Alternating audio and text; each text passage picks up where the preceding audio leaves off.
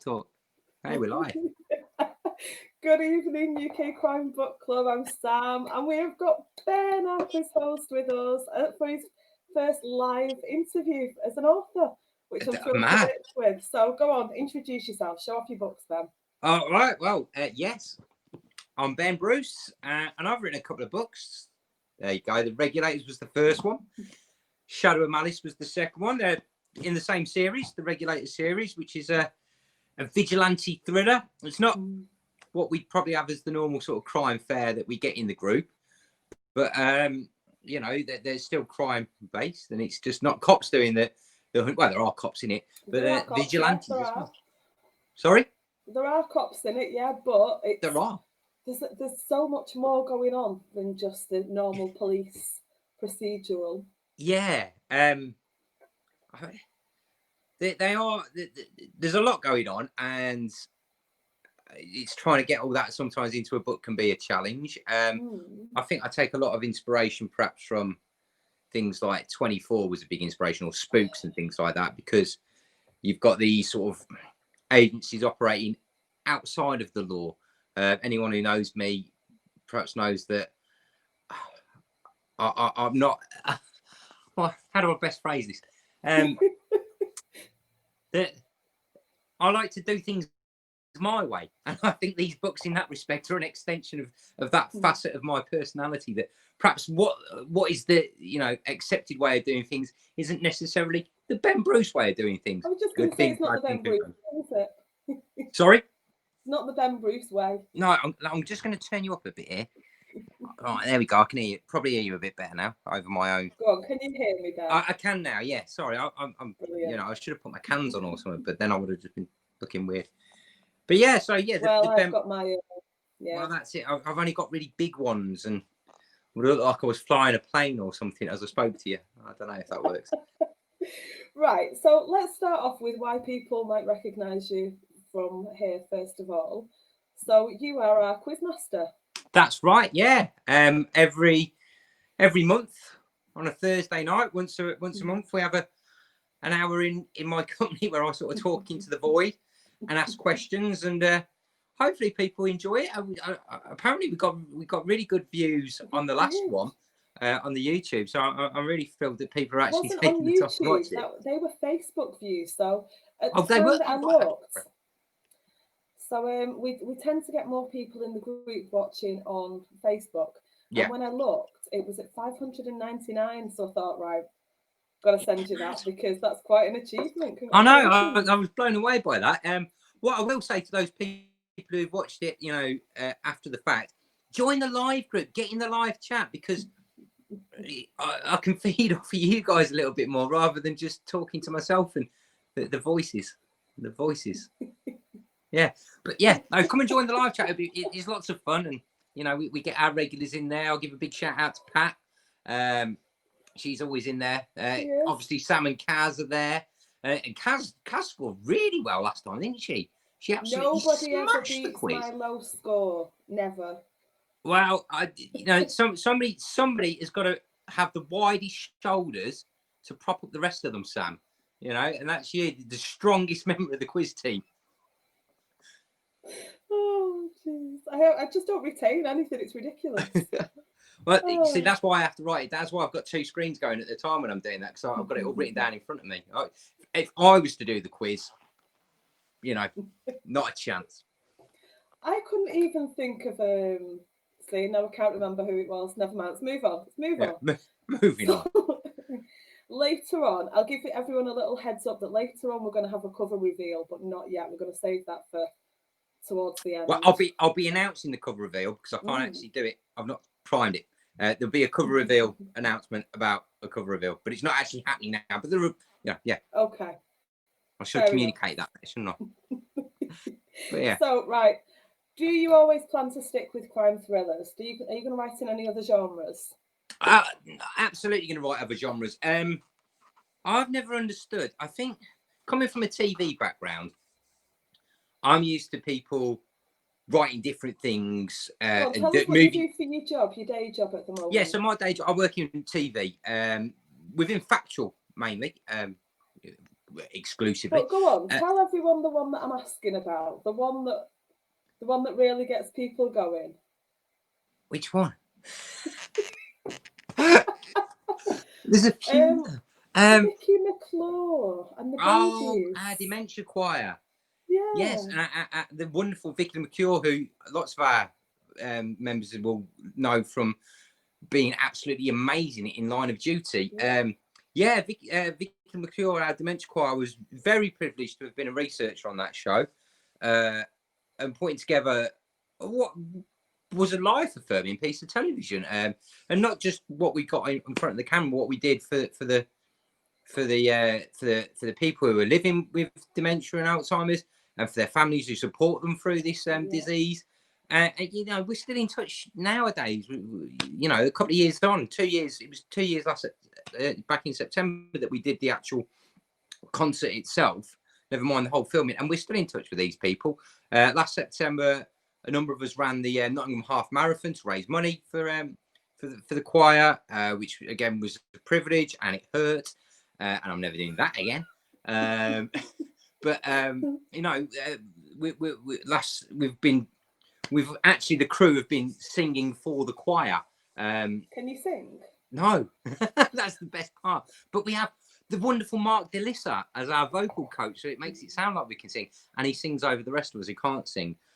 So we've been getting together during lockdown on Zoom and singing songs, giving something back to the choir. So that's been really nice to sort of do. And I'm looking forward to the day when we can go and spend some more FaceTime with the people within the choir, because they're a wonderful bunch of people. And it's just been really nice to have made that program for them and to continue to support them in the future. And Vicky's a huge part of that. She's there singing with us. She's a wonderful, wonderful person. Everything you sort of expected her to be. So, yeah, that's the job that I think I'm most proud of in what I've done in TV. There are some that I'm immensely proud of. There are some that I'm deeply ashamed of. But that's television. That's life. Yes. But I've veered you off the course. I've veered you off the course of what other genres you're going to write in. Yeah, we did veer off the course. So yeah, coming from that TV background, I'm used to sort of switching between different genres, and I think within TV writers, which is where when I first started writing, I was aiming to write films, and then 24 happened, and that turned me onto television. And just I think at that time in the early noughties, you saw how budgets were increased within television, and it gave writers so much more scope to develop ideas, to have those A-list cast members. So you think of things like Sopranos as well, where you've got James Gandolfini, who is perhaps one of the greatest actors of the early noughties, if not of all time. And you look at the shows like that, where you've got Matthew Weiner creating just an incredible world there, and the scope that had. And I suddenly realised TV was a really viable place to take an idea and not be constrained by you know, a 2-hour runtime that you get with a film. So I started writing TV, and I was writing different genres within that, because that is what you do. You don't sort of pigeonhole yourself within television.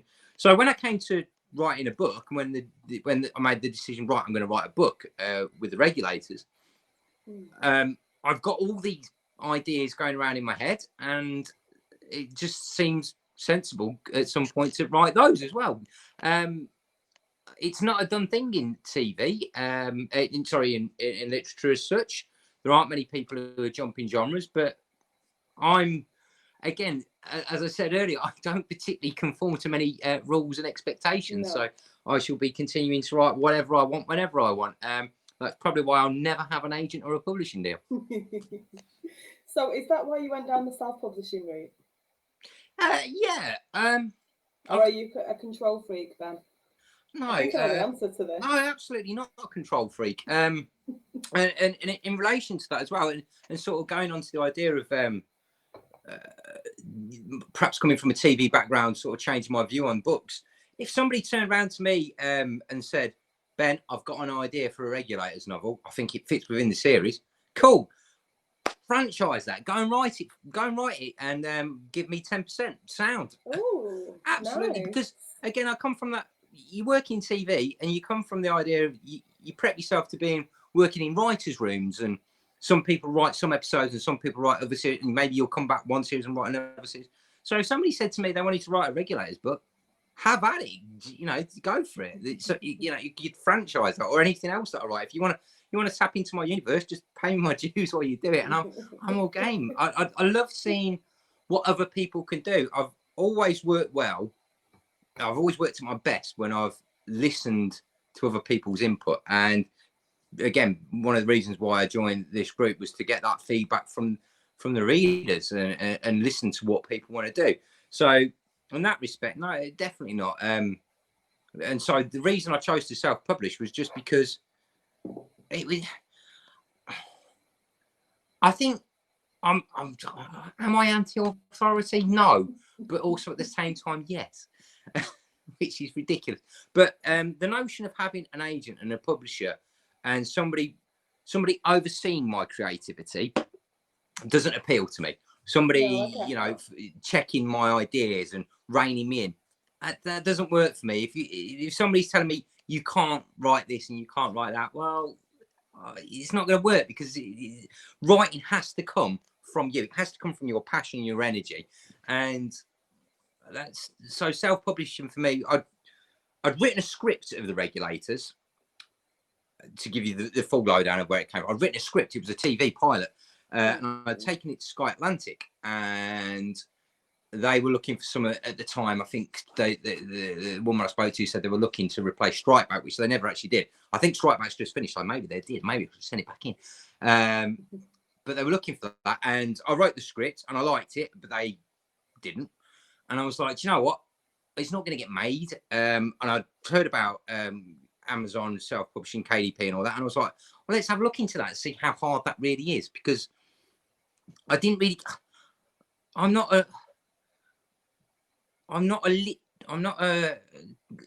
think there's a literary world that I don't think I would fit into, in terms of agents, and having worked in TV especially, and seeing there's a sort of subset of middle class that, yeah, it just doesn't work for me, and I just didn't want to be involved in that, so I just thought I'd do it my own way. Fair enough. Yeah. We have got loads of comments and questions on the screen. No, wait, people are watching. Oh God, yeah, people are watching. It's wow, is the telly been turned for on? you, my friend. Oh, So, mate. hi Sam and Ben, that's from Caroline Muston. I've got Facebook user, hi both of you, hello. I've been trying to get it on my phone so I can see who the comments are from, and I can't. That's so cool. I've given up so I can just look at you instead and look at the comments. I kept looking down at my phone, it's not working. Why the title or premise for the Regulators? I think you've just touched on that a little bit. Why the what? Sorry. Title and premise for the Regulators. The title. Yeah, so the Regulators, actually, there's actually a reason. Believe it or not, I do research on things I'm doing. The Regulators. If the research that you mentioned in the book was actual research or whether you'd written it, and I didn't have time to look, and then I just thought I'd rather hear it from you. So yeah, no. When I decided I wanted to do, because the first, if you go back to where the idea first came from, I've mentioned it already. 24. That show changed my life, and it just. I got a real passion for it. I thought the storytelling, the characters, the way they took on a real high concept of the real-time thing just blew my mind. And when that came to an end, no spoilers for anyone who hasn't seen it, but that is not an end. No. God damn you. They did not end that show properly. And when it got to an end, I was like, well, that's not an end. I'm a script writer. I'm going to write the next series of 24. So I wrote a pilot episode for 24X, as I called it, and I sent it to John Cassar, the one of the showrunners of 24. But he said, obviously, I can't open it because I'm still legally attached to 24, and I can't read anything in case you sue me. That was a mistake. Anyway, I liked the concept of where I was going with the story I was putting in for what should have happened at the end of 24. So I thought I'll work my way back to a point where I could create these characters that might one day reach that point and then could have that adventure. Whether they actually get to that adventure, I don't know anymore. I've kind of moved on from that. But that was where I wanted to go. And I wanted to create something in Britain that wasn't a counter-terrorist unit such, but could exist outside of the constraints of what we put on our police forces and our secret services. And obviously the ultimate idea then came down to the fact that it had to be some sort of vigilante operation that is so well funded that it can have the sort of reach to go and touch these people who can escape the justice from the justice system. So I thought, well, that sounds really far-fetched. I need to look into this. So I started researching vigilantism throughout Europe and the West, throughout history. And I came across the Vehmet courts in Germany, which were a system of courts that existed outside of the law, where the law had failed. People put people up in front of the Vehmet courts and they would hand out justice. And they were sort of accepted within German society for a long time. Whilst over in America, where you do get a lot of vigilantism, there was a group called the Regulators. It was actually a war of regulation as a precursor, I think, to the Civil War, where put upon townsfolk rose up against corruption within, I forget what city it was now, but they rose up against corrupt government officials within this city. And they formed this band called the Regulators, and yeah, they put them to justice, basically. They put them to the sword. And I thought, well, it's happened that the Regulators are a real thing, and the Court of the Vehm was a real thing. Both finished in the 1800s. I think the Vehm might finish in the 1700s. So I thought, well, what if they didn't?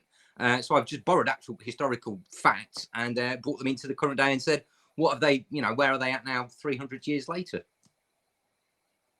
I wonder if that's where Warren G got the title of the song from, which is what I always say. I say this nearly every time I talk to you. Yeah. I always sing it. I'm not singing it out loud. I'm probably worse than you. Well, Warren G, I mean, that is a great song. It's a true 90s classic. Maybe we'll get on to my love for the 90s later on. But it's on my playlist when I write. I'm not going to lie, I do love it. But the problem, obviously, I've got is that Stephen King wrote a book called The Regulators. So, yeah, when people go searching for it, he comes up well above me. Apparently, he's quite good. I'm not being funny, but Warren G comes up in my head first. Stephen King, Warren G. I'm fighting the tide against those two. You're in good company. There's that way of looking at it too, yeah. Yeah, absolutely. So Kaz has asked how much research you had to do, which you just touched on. And somebody said they didn't know about Quiz Night. Facebook user, it's just coming up as. So Quiz Night, we will we put the next one that, in. don't we? Yeah, is come it and the join us. 22nd of October, the next one? 22nd, yeah. So 22nd. Yeah. This is Mark Zuckerberg's algorithms missing you out there. It is. Damn how it, rude. Yeah. But 22nd of October, 8 p.m, isn't it? We do it. Yeah. It is. Yeah. Come and join us. And we sit here and I suck, but thoroughly enjoy myself. I haven't thought of a theme for this one. I think I'll keep it crimey like last time. That seemed to go down well. So research your crime. Anyone who's going to do the quiz for the first time, make sure you keep your eye on the news over this month for crime stuff, because I tend to do that. There's a story today that I'm trying to work a question in about. So, yeah, I've started planning that. Now, this takes up my research time now. This is why I've not finished. But I have no clue. This is why I've not finished book 3. Well, we're going to get on to that. That's one of my questions. Apparently in the excuse me, apparently in the promo or the feed, I haven't mentioned it was you. I'm sure I wrote an author chat with Ben Bruce, but I just said Ben, so somebody said which Ben, and somebody very kindly created Ben Bruce with a couple of kisses after it. So thank you for that. Would you like to adapt The Regulators yourself for TV? That's from Kaz.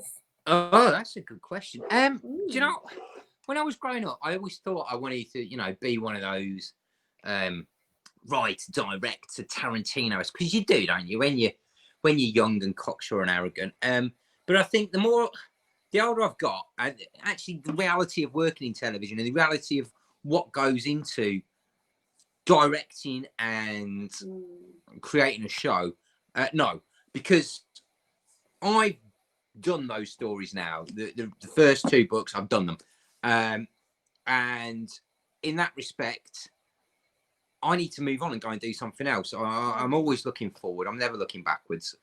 Not true. I'm often looking backwards. But in terms of the stories that I want to put out, I've got a slate of things going on in my head that I need to get to. So to invest any more time and energy into a story I've already told, to tell it in a different format, I think wouldn't be true to me. I'd happily pass it on. And Lee Child said something that really resonated with me when people were first talking about the Reacher movies and Tom Cruise and things like that. He said, "Well, try not to think of it as an adaptation of the book so much, more of a cover version of the book." And I think that really makes sense, because the best cover versions are always completely distinctive in terms of music from the original song. And it'd be cool if someone came and did a cover version of my book and it was completely distinctive in their own retelling.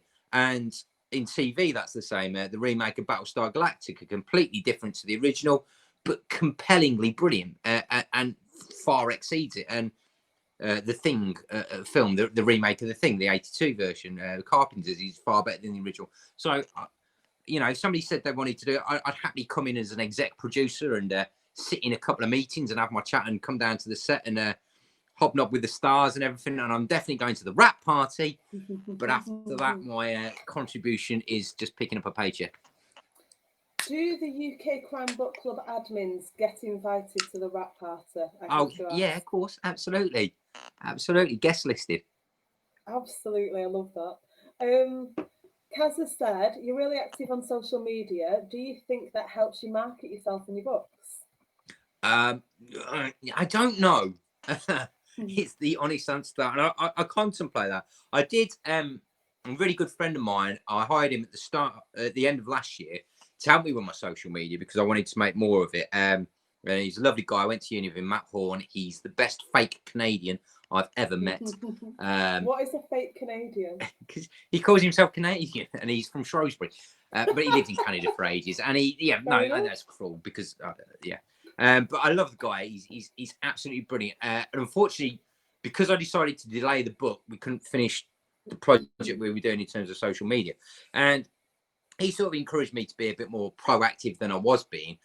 And I have been. But I think what I've found, perhaps with some of my readership with the regulators, is that perhaps the people that are buying my book perhaps don't buy into me and my political leanings so much. So I don't know if I do help myself because I can't change who I am. And I don't know if I necessarily ever come off as an author. I come off as me. And I don't know. Sometimes I sit there and I think to myself, well, if you saw this dickhead appearing on your screen or on your Twitter feed, would you really want to buy a book that he wrote? Oh, probably not. So I don't know. Does it help me? I don't know. Really couldn't tell you. I don't know what the metrics are. I want to say hello to Amanda Kelly because Kaz has let us know that that's who's coming up as Facebook user. Hi, Amanda. I don't know if that's all of them, but yeah, hi, Amanda. Somebody's put looking forward to 6 minutes. So go on, explain what that is. Oh man, 6 minutes. Yes. So I cannot believe, looking at the authors that are on the UK Crime Book Club anthology, that I'm on there too. My days, it's you got Craven, yourself. It's a who's who. These people have wiki pages and stuff. It's incredible. So yeah, 6 minutes is my entry into the UK Crime Book Club anthology, and it's a story that it felt really. It feels. Does it? There's a sort. It's got a sort of sense of urgency in a way that I think it's relevant to a lot of things that sort of happen to a lot of people. But in the same sense, it's a story that perhaps, in a way, I've sort of kicked around my head for 20 odd years or so since I was a teenager. There's a sort of truth to it, and it sort of deals with, without giving anything away, it's a crime story. It's a story about crime, and it's a story about revenge, and it's a story about, in a lot of ways, the ideas of masculinity and having to prove yourself and having to go out and do something just to prove what a man you are and take control of the situation. And the pitfalls that can bring. And that's what I wanted to do. I wanted to examine somebody's mindset when they're about to do something drastic and think about how they pull apart that moment, and the 6 minutes that sort of last longer than 6 minutes, because it's one of those moments in your life that extends beyond the parameters of the normal time-space continuum in that respect, because it is such a high impact emotional scenario. And I was really happy with it. When I wrote it, I was like, yeah, this is exactly what I wanted to achieve, and I'm honoured that it's in the anthology. Do you know what I mean? That's it's a little bit of validation, and I never came looking for validation, but every now and again I find someone like, oh, I did want it, really. Yeah, I did need that. Thank you. Well, funnily enough, we've got the same number in our titles. Mine's called Six Pieces Each. I did see that, yes, because we're alphabetical. It did make me chuckle that we've got the same thing. It's a good job there wasn't another one. Otherwise, we'd be calling up the Beast, and oh, we would. We need a would, third. wouldn't we? Yeah. We need a third. For Halloween. Kaz wants to know, do you use any of your day job skills in your author life? Oh, absolutely. Yeah. There's a project that I've got going through my mind that would tap directly into me working on what we call blue lights in TV. So I do a lot of work on shows like Traffic Cops. In the Nick I worked on as well. And there's an idea that I've got for a book that would tap directly into that, all the sort of inside research that I get to do with working with the police and things like that. So yeah, definitely. I think when you have an opportunity like that and you're writing in crime as well as any other genre, you're foolish not to make the most of it. And yeah, definitely. And the research skills I pick up, and I came into TV wanting to go and work in fiction and things like that. I worked in factual, and what I actually learned working in factual was how you create a story, and not just how you build characters and how you create that 3-arc structure from real events. And it taught me so much about narrative structure and so much about identifying a character and creating characters and how people speak and how that impacts things. Yeah, there's so much that I've learned from my job, especially working with real people. And I think that brings a realness to the characters that I write. I hope so anyway, because I've dealt with so many varied people in my life, and I've come across so many different ways of life that I would never ever have been turned on to, that I can't not have been in a beneficial position from that. I'm just going to deviate from the feed. We've still got loads of questions, but talk about characters. I love the relationship between Adam and Jack. Do you have favourite characters and relationships that you've written? Yeah, I love Mo. Oh, Mo's lovely. Mo grew so much in the books, and Mo basically became the instigator of where the second book went in terms of where I left him at the end of the first book. I really wondered what he went off and did and how he dealt with it, and perhaps whether I'd quite explain that well enough, I don't know. I love Reuben. Who doesn't love Reuben from the first book? I mean, he's quite a character. Oh man, he's nasty, but he's not. He's got a side, isn't he? He's got that home life side. What's his missus called? I can't. Nisha. Nisha, yeah. Yeah, and they're a great relationship. They really do, and I wanted it to be. I wanted to hit the best stories have protagonists that are interesting, and I wanted him to be interesting. And originally, I was. Can I do a spoiler for the first book? I don't know. No spoilers. No, I'll fall out with you. Yeah, all right. Originally, I was going to do something, but I didn't do it because I didn't want to. By the end of it, okay. I get exactly, I think, where you're going with that. I'm glad. Yeah, my original plan for what I was going to do, Reuben, and obviously Reuben got his own short last summer, sort of to bridge the gap of what happened to him after, because maybe we'll see him one day again. Who knows?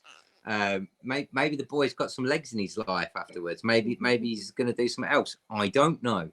But yeah, Jack and Adam, obviously their relationship was really integral to making this work. And I think, if I'm brutally honest, the biggest problem with Shadow and Malice is Jack and Adam don't spend any time together.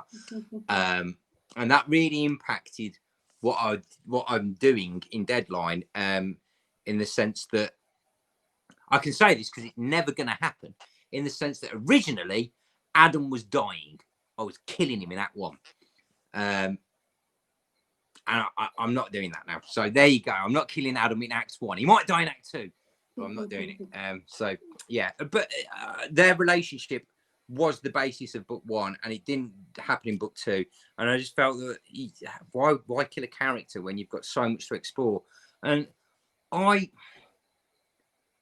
really keen to explore through the Regulators the idea of masculinity and what it is in the 21st century to be a man, because we get so much pressure put on blokes and from toxic masculinity. And I wanted to create 2 tough action heroes who actually do not fall into any of those traps, that will not be defined by the fact that they have to wave their willies at people, that do not have to be the biggest man in the room to have a successful outcome, but still can be if they need to be. And I wanted to show that masculinity doesn't have to be a form of, oh, I'm rough, I'm tough, and and I can't cry, and I can't feel, and I can't do this, and I can't do that, and I can't be open about my feelings.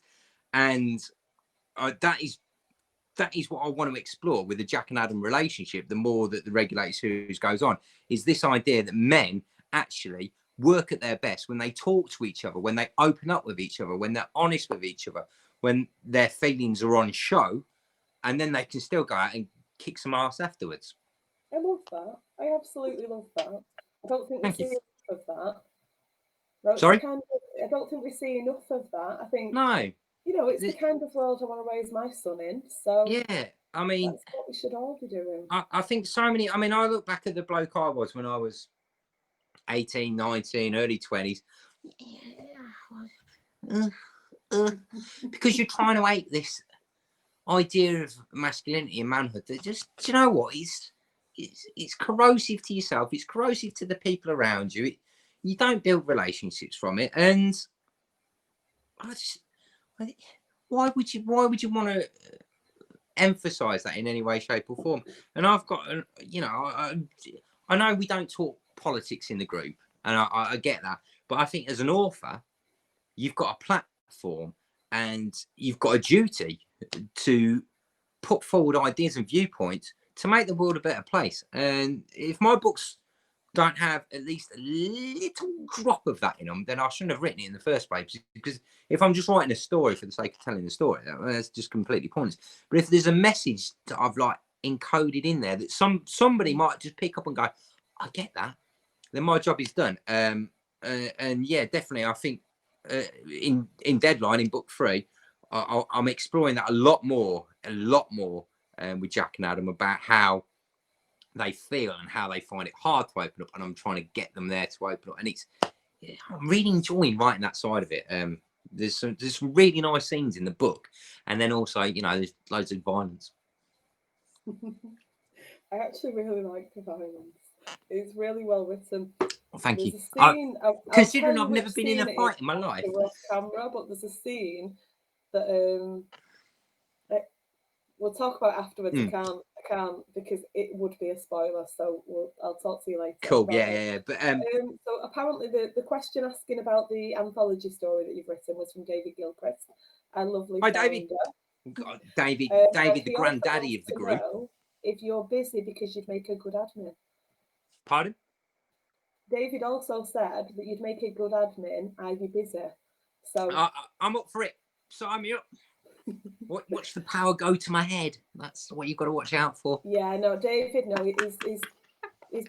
He's snowed under. I've never ever been able to say no to anything. I take it on. I mean, I tell you what, at the moment, I've probably got the least going on in my life for a long time. I don't know if that's a good or a bad thing. I don't know if I sort of thrive more when I'm like, oh my God, my world's caving in. But at the moment, I mean, yeah, I've got home, and I've got family, and I've got a job. I've got my books. The only other thing I'm doing at the moment is I do a bit of commentary on the radio for my local football club. But in the past, I've been involved with the supporters side of that, like the trying to buy the football club and stuff like that, and all that sort of nonsense. And yeah, I've been involved in all sorts of stuff, writing fanzines and things like that. So it's nice at the moment just to be not doing a lot.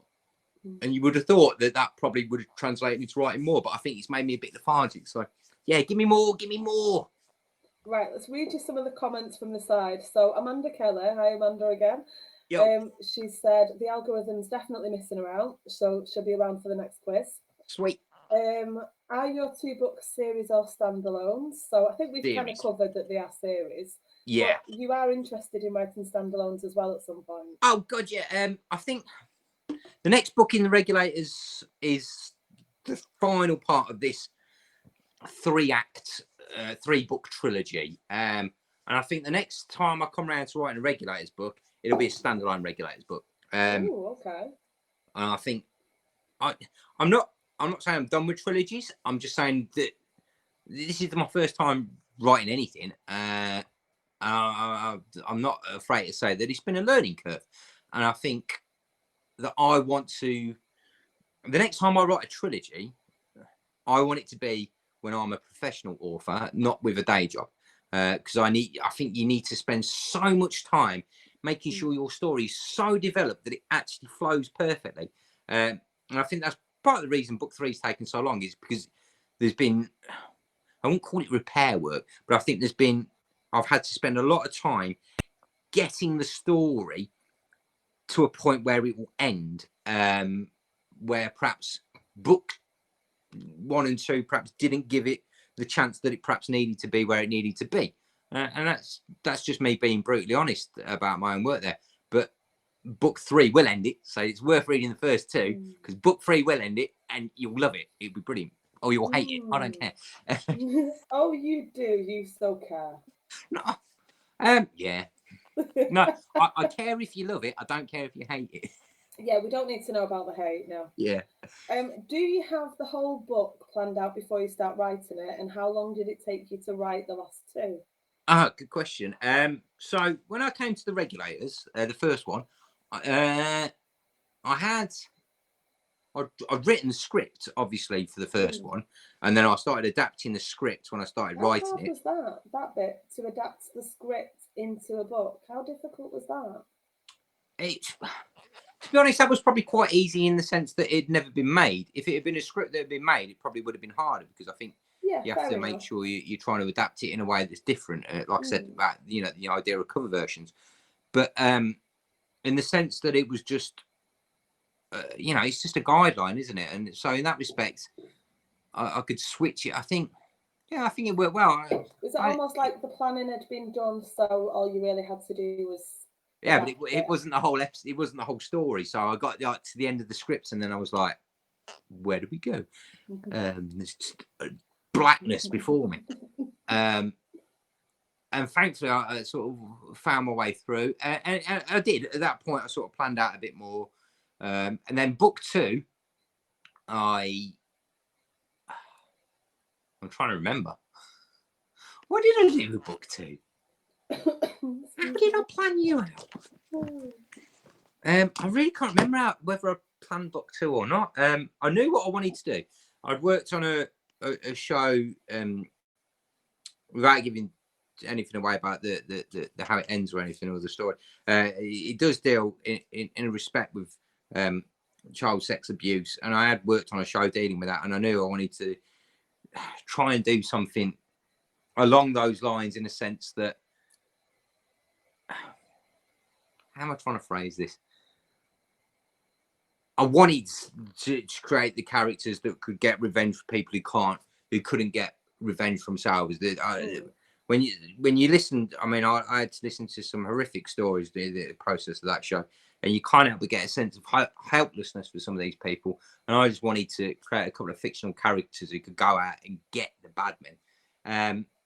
And I did plan it out to a degree, and then I think there was a rewrite that came towards the end, And if I'm brutally honest now, as I'm writing book 3, I perhaps could have put the start of book 3 into the end of book 2 and made book 2 a little bit. Yeah, I think I didn't go as quite as well as I wanted. Book 2's better written than book 1, but it perhaps didn't.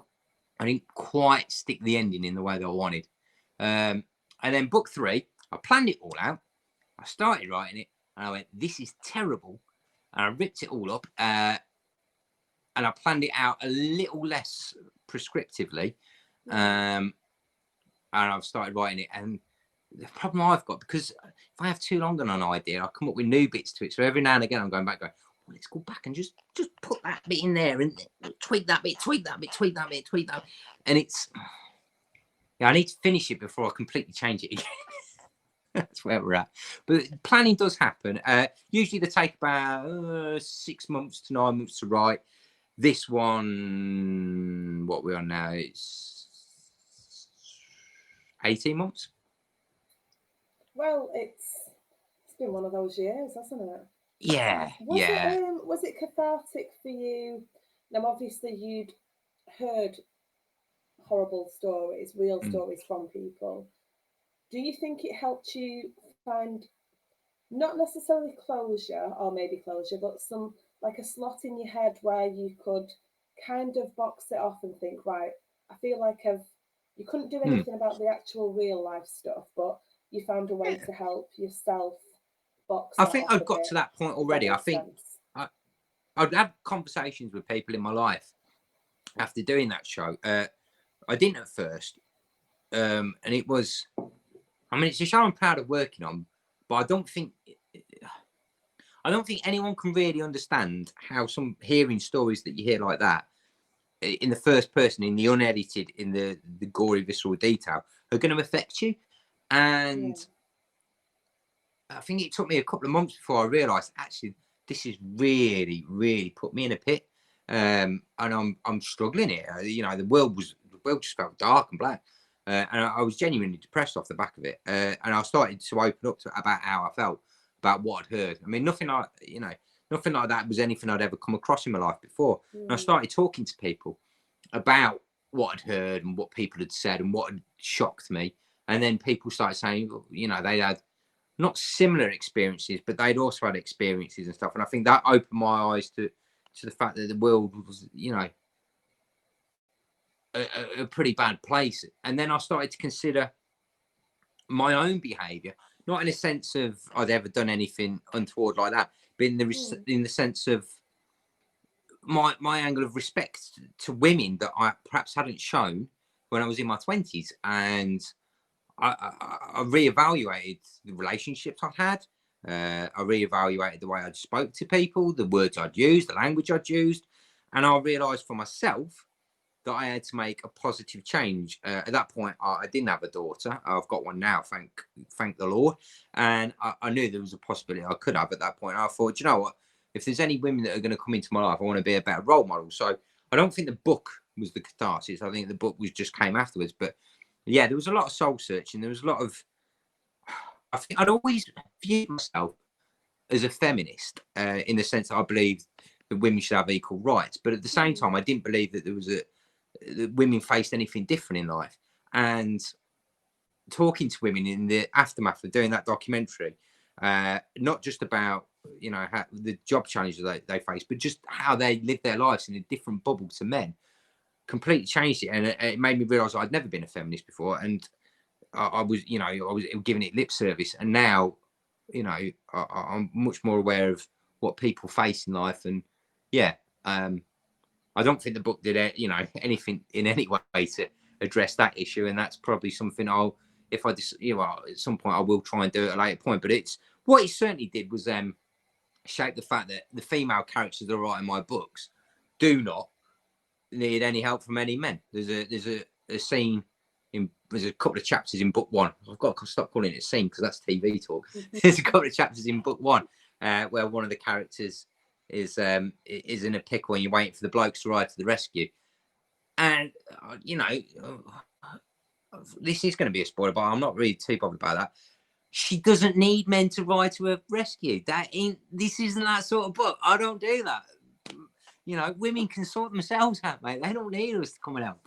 And the sooner more men start thinking along that sort of track, the better it's going to be, because, you know, talk to the girls in your life, lads, because they live in a different world to us, and we need to sort that out. There's my public service announcement. Before I move on from that question, I've got to say, I've done so many interviews this year. I've watched Kaz's interviews, I've watched Lucy and Will and Alex, and that is my favourite. I'm actually tearing up a bit. That is my favourite answer ever to any question. And I've got questions that I love to ask, but thanks, mate. Yeah. Right, let's move on before I end up a crying, railing wreck. Oh no, I'm gonna make you cry the next one. But wow. Yeah. I love that. Thank Bit you. of enlightenment and working on something, and the genuineness behind that. I love that.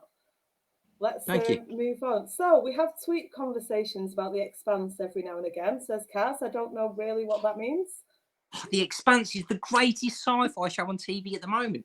Oh, I literally have no clue. It's a series of books as well. There are a series of books, and the books, again, if anyone ever talks about adaptations of books and TV, the books and the series of The Expanse are very different but very the same. And they're done in different styles, so they're cover versions, but they're both just equally superb. They're wonderful storytelling, and again, excellent as a social framework of how to live your life. They're great books.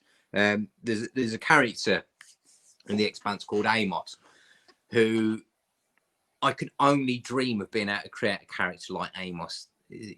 He's wonderfully uncomplicatedly complicated. Just one of the great literary creations, and realised by I forget his name, Wesley something or other. He's just absolutely excellently on TV, and they're great shows and great books. And if you're into a little bit of sci-fi, I totally recommend them. The first series is almost feels like sci-fi noir.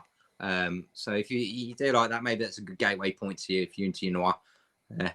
And the books are just excellent, just so well written. It's two guys under the pen name James S.A. Corey. Leviathan Wakes. I've got it. I can see it now on the bookshelf. The first one. Great books. Phil Jordan, hi Phil, has asked. Yo, Phil. We hear loads from Phil. What's the one thing you've discovered over the course of writing that you wish you knew when you started? Oh man. Put you on the spot then. The one thing I've discovered that I wish I knew when I started. Marketing. Marketing, okay. No, I've not discovered that yet, so that's not true. I think recognizing a story arc and pulling down an ending better is probably the thing that I've had to work hardest on as my writing develops, and I've got to deliver in book 3 because it's the end of a trilogy. So, I sort of get myself an out at the end of book 2, so I know it's part of a trilogy. It doesn't matter if I don't get the ending's a bit off. And that's the thing. So yeah, that's probably been the biggest learning curve for me, is getting that end point and making it worthwhile. So many endings you sort of get. And I think you see this mentioned a lot on the forum. Sometimes the ending just sort of fades away. And you can read a really good book. I read a book. I'm not going to name it, but based on a recommendation on the group, and it was so well written. You got to the end, and you're like, there was no drama at the end, and it was just like, that was a bit. So it fell a bit flat at the end. Yeah, and I want to make sure when I finish Deadline book 3 that you get to the end and you go, wow. Because if I don't, then I've failed. You've got a date in mind for it yet, or are we not quite there? Yeah, I did have a date. March the 1st, 2020. I think we've passed that. You're a bit past I ain't saying anything anymore about dates. No. Fair enough. What will be will be. I'm going to George R.R. Martin this one and sell it to CBS before I finish it. How much time do you spend choosing character names and book titles? It's coming up as Facebook user, and we've got so many people now. Not Uh, sure who that is, so not sorry. as much time as I should do, probably. I Book didn't get titles. confused at all with your characters. All of your character names are so different, and the personalities are so unique. I've not got confused. Well, that's good. Names. Well, Jack Quinn is just an amalgamation of Jack Bauer and Peter Quinn from 24 and Homeland, respectively.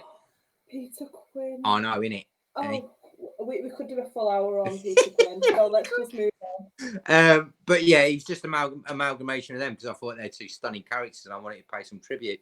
And then usually what I do, I think of a little bit of the character and I think a little bit of their personality, and I'll go into the baby name thing and I put in character traits and just try and find a name that fits in with that. That's it. Baby name generator. I don't like to spend too much time doing it because I tend to come out with the same things all the time if I start thinking about it. So yeah, I'm on baby name generator a lot. I think the thing is, if you started writing a character, I get the sense that you'd know if they had the wrong name. Yeah, and it's happened. I've changed names of characters. I've just done it in this book. Whose name did I just change? I've changed somebody's name. You have to go into the autocorrect and do it that way rather than trying to do it manually. But yeah, sometimes you just think it absolutely.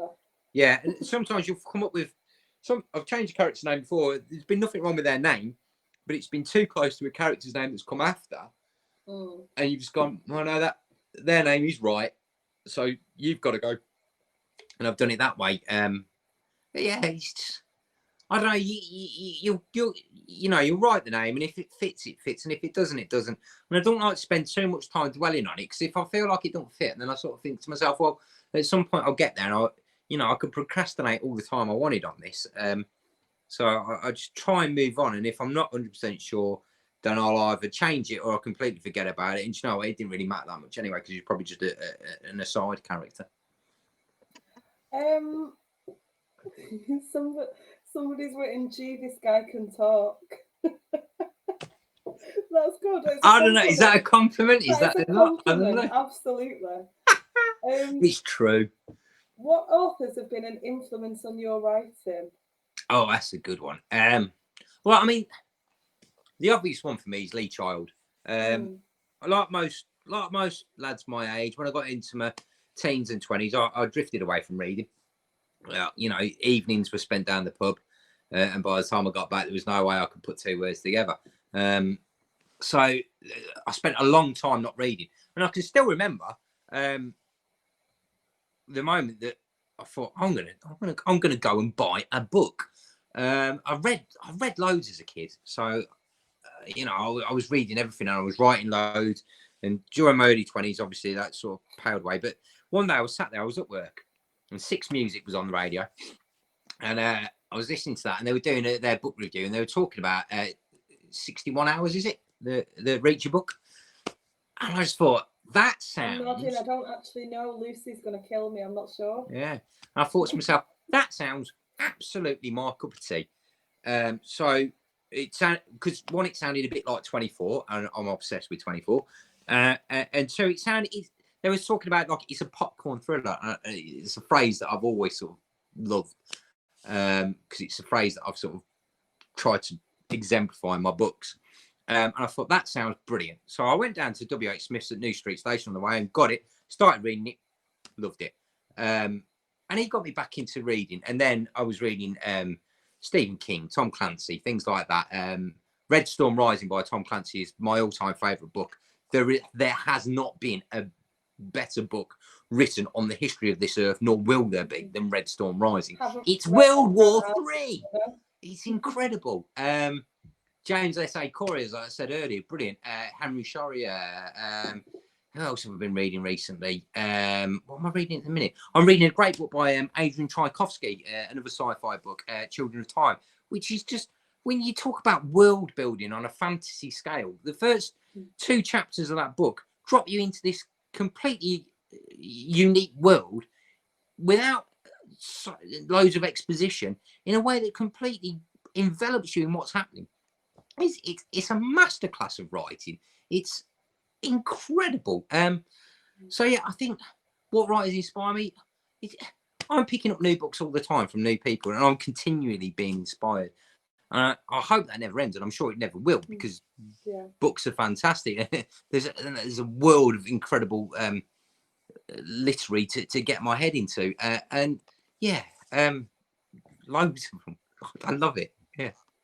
We are literally coming up to the last 2 minutes. Kaz gave me a 5-minute warning a few minutes ago. Do we have We're to go? right at the end, but I wanted to. Kaz has said you're becoming a UK CBC fixture, which I absolutely agree. Mm-hmm. I made some notes before we started. I want to talk about the audiobook release, and I want to talk yeah, we're about going to the announce cover that, weren't we? reveal. So let's get those in before we finish. So I'm going to do the cover reveal Friday, 12 o'clock on my website, which is benbruce.co.uk. There's a lovely couple of pictures of me on there. But yes, I'm announcing I've done an audiobook. I've done it backwards because that's me. So we're doing the audiobook of book 2 first. Why not? But I will do book 1 as well. And I've got the quite fantastic Virginia Ferguson to narrate it. It'll be coming out very soon, sometime in November. An official date will be on the website very shortly. She's brilliant. I auditioned a number of people for it, and all the blokes that I had audition for it made Thea sound like a complete wet lettuce. Thea is not a wet lettuce. Exactly. Oh my word. I put. Perhaps this is, hubris a little bit, but when I first put the audition out, I put it for male voices, obviously because it's an action book, which was stupid. And I got all these blokes. Stupid. I think it's just when you get the right person, Yeah. I got all these blokes coming out, and none of them could get Thea right. So I thought, well, I need to get this. This is a key voice. So I said I'll audition for women. And you know what? All the women came in and were brilliant. Far better. And Virginia Ferguson is my narrator, and she's an awesome Thea. She's an awesome Jack. She's an awesome Adam. She's an awesome Mo. She's an awesome everyone. She is absolutely killing it. She's about halfway through, and I think we've got November the 17th as the deadline for finishing, which she's going to smash. And then that'll be out. And yeah, you can listen to my work. And yeah, it's I'm really, really thrilled with how it sounds. That's fantastic, and what a great way to end. Oh, I know. So, yeah, I look forward to hearing it. I really do. And Alex, one of our admins, he listens to audiobooks ready for his interviews. So get all of them done, and then we can get Alex on an interview with you at some point as well. And I know Kaz is going to fight for the next one as well. Well, next time we'll get it on. We'll get one going, and yeah, hopefully I'll have written another book by then. But I mean, I'm making no promises. Well, we'll see. I'll be twisting your arm. Oh, mate. it's well twisted. I'm getting told I've got to do it. Well, thank you so much for letting me be the first person to ever interview you. It's been a blast. Absolutely thrilled to bits. I've loved every minute, so thank you. It's been a blast. To all Thanks, the members Sam. for the questions, and we look forward to the next quiz on the 22nd. Yeah, www.benbruce.co.uk/book. Not books, just /book. I don't know why I called it that. That's where you can go and buy the books. We'll just give everyone a quick recap as well. Your story's been selected for our charity anthology, and it's 6 minutes, isn't it? It is, yes. So I really look forward to reading it because Kath and Will have kept everything really close to the chest. I know, no one's saying anything. So I've no clue. It's going to be good. Yeah. Oh, they've got high standards, which sounds really daunting, isn't it? I'm in it. That sounds really. I don't feel. But anyway, let's move on. I'm only in because I do. I'm only in because I do the quiz. That's the only reason. No, they've got. It's given me a bit of confidence. They've got very high standards, so it's good. Yeah, show us your covers again. We're just running over, but show us the covers one more time so everyone knows. Oh yes, I mean I'm going nowhere. We can keep talking all night. There's Shadow of Malice. 2, Shadow of Malice. And there's book 1, The Regulators. Shout out to my man Sean Strong, who designs my covers. So if anyone is looking to do their first book and needs a cover artist, Sean Strong, www.seanstrong.com. Newcastle. Oh no, he's not Newcastle anymore. He's down in Derbyshire. Great artist. Really, really good. Thank you so much, Ben. No worries. Thanks, Sam.